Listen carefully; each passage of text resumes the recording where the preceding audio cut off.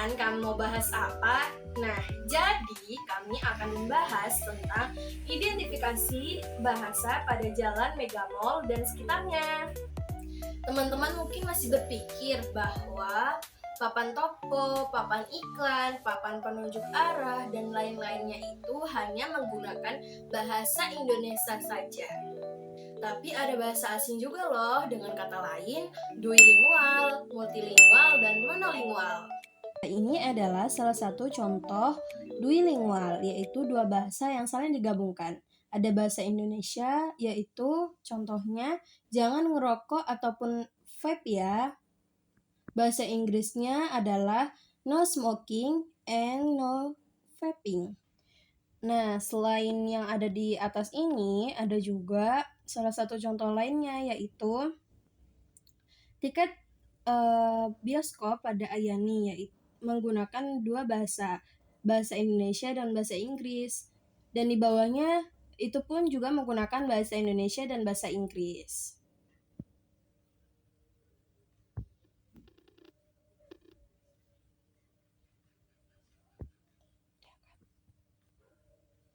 Ternyata monolingual itu bukan cuma bahasa Indonesia saja, tapi ada monolingual bahasa Inggris. Jadi kita akan membahas dua sekaligus, yaitu bahasa Indonesia dan bahasa Inggrisnya. Nah, di sini ada salah satu contoh monolingual bahasa Inggris. Nah, di sini ada salah satu contoh dari monolingual bahasa Inggris. Nah, di sini pada pintu masuk bioskop terdapat papan nama Cinema 4 yang menggunakan bahasa Inggris. Dan di bawahnya juga menggunakan bahasa Inggris, yaitu ada Terraza Steakhouse dan lain-lainnya.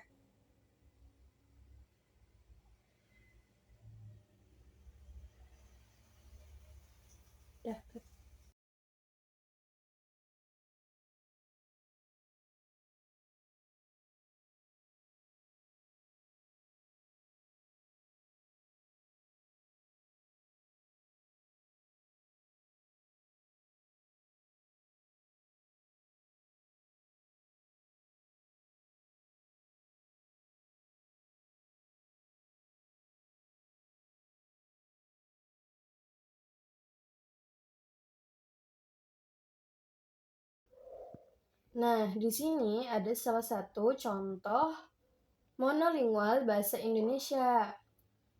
Pada papan petunjuk arah tersebut ada tulisan keluar gunakan sabuk pengaman di dalam perjalanan. Nah, di bawahnya juga ada contoh-contoh monolingual bahasa Indonesia.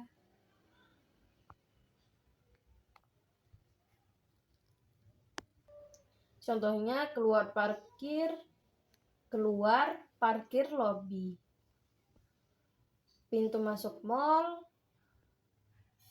asuransi Ramayana, BNI Megamall, dan lain-lainnya.